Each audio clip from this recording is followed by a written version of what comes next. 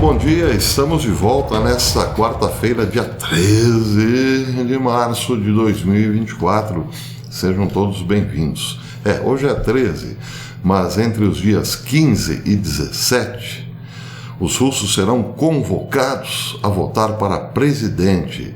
E adivinhem quem pode ser, mais uma vez, presidente da Rússia? Pela quinta vez, claro, Vladimir Putin, evidente que sim.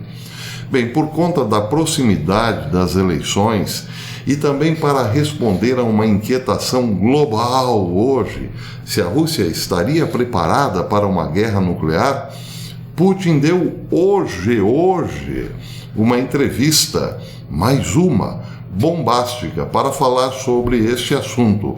A Rússia está preparada para uma guerra nuclear? Sim, está, disse Putin. Bem, a entrevista foi à rede de televisão Rossiya 1 e também à agência de notícias RIA Novosti. E Putin disse o seguinte: ele alertou o Ocidente que a Rússia está tecnicamente pronta para uma guerra nuclear e que se os Estados Unidos enviarem tropas para a Ucrânia, isso será considerado uma escalada significativa no conflito.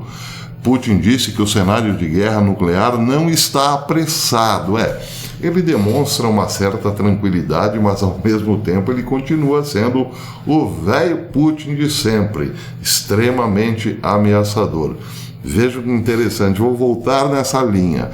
Putin disse que o cenário de guerra nuclear não está apressado. Tá indo de boa, entendeu? E que não vê necessidade do uso de armas nucleares da Ucrânia. É aí, eu penso, que mora o perigo.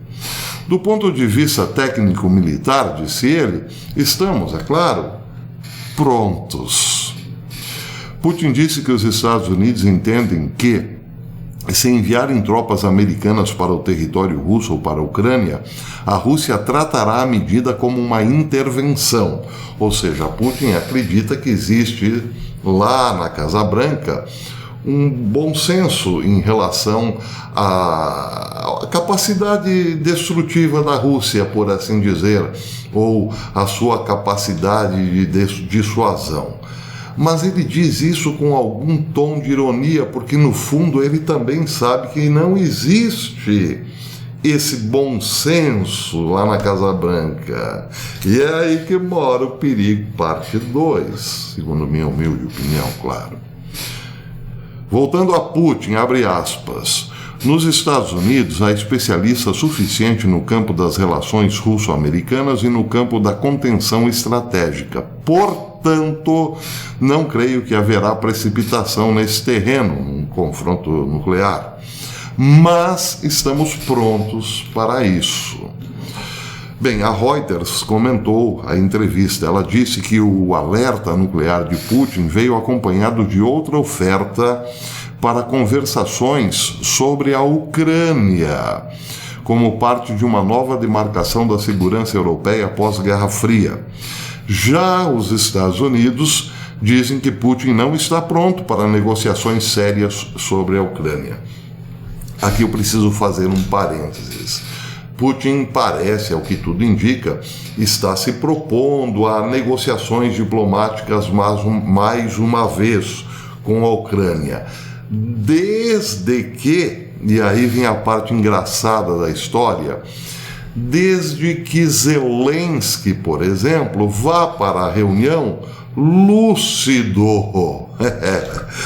Sabe o que está na entrelinha aqui? É o seguinte, ou nas entrelinhas, é que Putin fez alusão a, digamos, o gosto de Zelensky por substâncias proibidas, se é que vocês me entendem.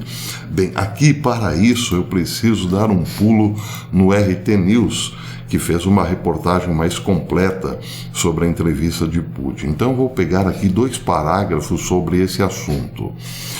Putin, diz aqui o RT News, Putin reiterou que Moscou está disposta a resolver o conflito na Ucrânia através de negociações de paz. mas deve ser uma conversa séria. Conversa séria aqui são palavras de Putin. Eu vou conversar, desde que os caras lá do outro lado sejam sérios ou estejam sóbrios. Que não seja aproveitada pela parte contrária, ou seja, pela Ucrânia, OTAN, etc., apenas porque está ficando sem munições, ou se baseia em alguns desejos. Lembra de Bob Marley e tal, aquele reggae bem arrastadão? É mais ou menos a isso que se refere Putin aqui nas entrelinhas. Desde que estejam sérios ou lúcidos, ou não se baseie em alguns desejos, algumas piras, algumas viagens, por assim dizer, após o uso de drogas psicotrópicas, mas nas realidades que se desenvolveram no terreno. Ele disse também: estamos prontos para iniciar uma conversa séria e queremos resolver todos os conflitos, especialmente este conflito na Ucrânia, por meios pacíficos. Devemos, no entanto, compreender claramente que esta não é uma pausa para que o inimigo possa se rearmar. Entenderam, né? Mas sim uma conversa séria com garantias de segurança para a Federação Russa, disse Putin. Então era esse o parênteses que eu queria fazer. Olha aqui, eu estou a fim de discutir o problema na mesa de negociações. Porém, Zelensky tem que estar sóbrio e nada de entrar em viagens do tipo assim: eu vou lá conversar com Putin, enrolo o cara e tal, enquanto isso a gente vai se armando, rearmando novamente para depois, enfim. Bem, essa é a versão de Putin em relação ao que seria uma mesa de negociações com Zelensky. Ele já coloca os dois pés atrás. Eu quero negociar sim, mas não com esse cara, ou pelo menos não com o estado atual desse cara, porque na verdade eu penso que eles só querem jogar um 7-1 aí enquanto se reforçam novamente. Já mais claro, nesse caso, foi a Casa Branca, que diz que Putin não está em condições ou não está pronto para negociações sérias sobre a Ucrânia. No resumo da ópera, isso quer dizer o seguinte: pode ser até que em algum momento aqui do ano de 2024 exista um acordo de paz, mas ele não será sólido, não terá nenhuma base sólida para que possamos dizer paz e tranquilidade. Ou se dissermos, eis que chegou a paz e a tranquilidade, pode ser que aí sim é que o bicho pegue. Por isso Putin já está dizendo: nós estamos prontos, hein? Estamos prontos. Num ano eleitoral, diz a Reuters, nos Estados Unidos, o Ocidente está debatendo-se sobre como apoiar Kiev contra a Rússia, que controla agora quase 1/5 do território ucraniano e está se rearmando muito mais rápido que o Ocidente e a Ucrânia. Kiev diz que está se defendendo contra uma guerra de conquista de estilo imperial, destinada a apagar a sua identidade nacional. Já a Rússia diz que as áreas que controla na Ucrânia são agora da Rússia. Putin enviou uma série de avisos nucleares públicos aos Estados Unidos com o objetivo de desencorajar um maior envolvimento na Ucrânia, uma medida que o Kremlin diz que marcaria um avanço para uma guerra mundial. Então essa é a situação bastante tensa do momento. Tensa mesmo, porque se a próxima informação estiver correta, e ela foi publicada pelo radialista Hal Turner, lá dos Estados Unidos, mostra que, bem, os Estados Unidos estão levando muito a sério as palavras de Putin. Disse Hal Turner, disse hoje, 6 aeronaves E-6B Mercury estão sobrevoando hoje, dia 13, o território continental dos Estados Unidos.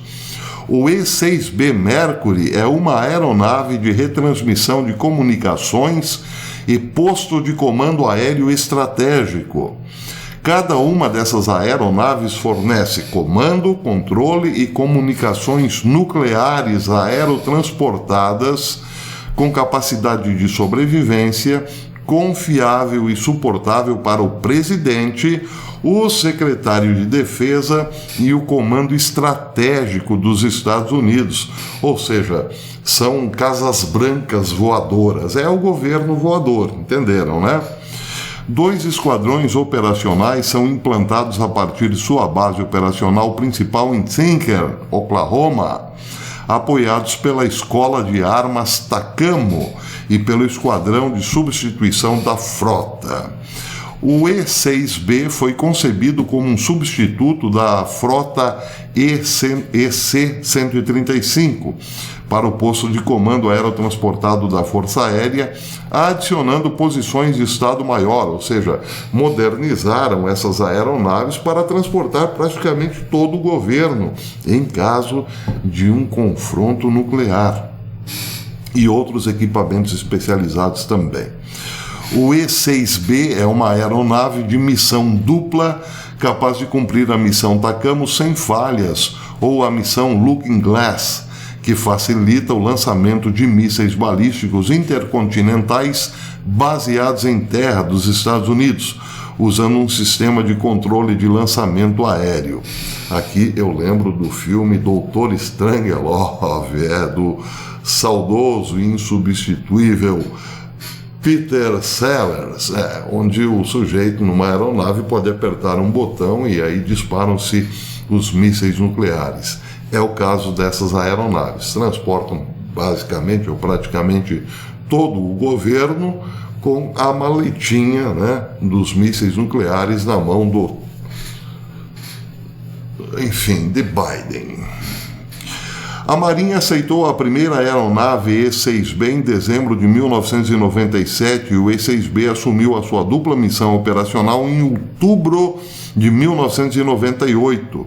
A frota de E-6 foi completamente modificada para a configuração atual, que tem todo esse poder, em 2003. Não se sabe, diz Hal Turner, porque há hoje 6 dessas aeronaves operando sobre o território continental dos Estados Unidos. Uma ameaça? Pergunta o radialista. Bem, o que mais eu tenho aqui? Só para terminar, mais um pouco sobre a temperatura elevada do momento. Essa matéria é publicada agora há pouco no Daily Mail. Ou melhor, agora há pouco não, essa foi publicada ontem, no finalzinho do dia. Caças suecos interceptaram aviões de guerra russos sobre o Mar Báltico, marcando um momento significativo na sua integração com a OTAN, ou seja, a Suécia já trabalhando em conjunto e harmonia com a OTAN.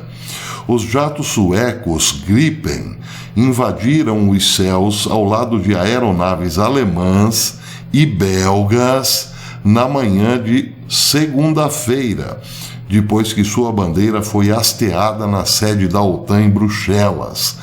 Após a adesão oficial da Suécia à aliança em 7 de março, os seus jatos multifuncionais participaram na sua primeira missão de identificação visual como parte da missão de policiamento aéreo da OTAN sobre o Mar Báltico. Numa demonstração de prontidão operacional, os Gripens JAS-39 foram enviados 2 vezes em 11 de março, antes de ontem, para identificar e interceptar aeronaves militares russas. 2 aeronaves foram interceptadas. E depois a matéria, para não me estender muito, diz que, enfim, foi uma ação bem coordenada da Suécia com a Alemanha, juntamente com a Alemanha, para interceptar esses aviões, 2 aviões russos. Eles foram convidados, por assim dizer, a se retirarem das proximidades da própria Suécia, porque não tinham planos de voo, estavam ali meio que vindo de Kaliningrado em direção à Suécia ou algo parecido, e tiveram que retornar para o continente russo. Continente, né? Pois é. E aí, então, diz aqui a matéria, a ação foi bem coordenada, mostrando que a Suécia já está bem integrada à OTAN. A operação contínua da Suécia ao lado dos alemães demonstrou como eles já estão integrados no poder aéreo da OTAN. Essa primeira missão real do Gripen sueco ocorreu poucos dias depois da OTAN, ou melhor, da Suécia, ter se tornado membro da OTAN, disse a própria OTAN em comunicado. Não é para brincar não, a situação é bastante séria, meus amigos, isso qualquer um pode ver, não é? Bem, voltando à eleição então, de 13 a 15 deste mês, haverá eleição na Rússia. Eu acho que você nem sabia, né? Pois é, nos Estados Unidos já sabemos, hoje, Biden e Trump serão os dois candidatos oficiais, um pelos democratas e outro pelos republicanos. Mas a Rússia a gente nem sabia, né? Pois é, acreditem, Putin terá 3 adversários. Um deles chama-se Leonid Slutsky, de 56 anos. Ele concorre pelo RDPR, Partido Liberal Democrático da Rússia. Ele é presidente do Comitê de Assuntos Internacionais da Duma, equivalente à Câmara aqui no Brasil, né? O outro candidato é Nikolai Kharitonov, de 75 anos. Por falar nisso, Putin tem 71, né? Não é mais um garotão também. Nikolai Kharitonov, de 75 anos, ele é integrante do KPRF, velho Partido Comunista da Federação Russa.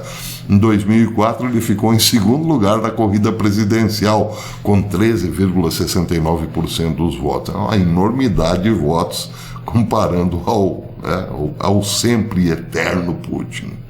E também outro candidato, Vladislav Davankov. Esse é um garoto, esse nasceu ontem, tem 39 anos. Ele concorre pelo partido Novas Pessoas. Ele é vice-presidente da Duma e vice-presidente do seu partido. Ele ficou em 4º lugar nas eleições de 2023. Esse foi para prefeito de Moscou, né? Pois é, ele chegou em 4º para prefeito de Moscou e agora concorre contra Vladimir Putin para a presidência da Rússia, num momento tranquilo, fácil, né? Para todo mundo lá no país do urso. Pois é, então é isso. Eu vou ficando por aqui e mais tarde, quem sabe, provavelmente eu volto segundo as repercussões dessa nova entrevista de Putin. Se você gostou desse vídeo, portanto, deixe seu like e considere tornar-se membro desse canal, porque a membresia, apesar de ser super baratinha, nos ajuda e muito a continuarmos aqui na plataforma. E verifique também, se você se inscreveu no canal, verifique se a sua inscrição ainda existe, porque pode ser que você já não esteja mais inscrito. Então vá lá, verifique, se não estiver mais inscrito, inscreva-se novamente, acione o sininho para receber todas as notificações dos nossos vídeos. Até depois, se Deus quiser.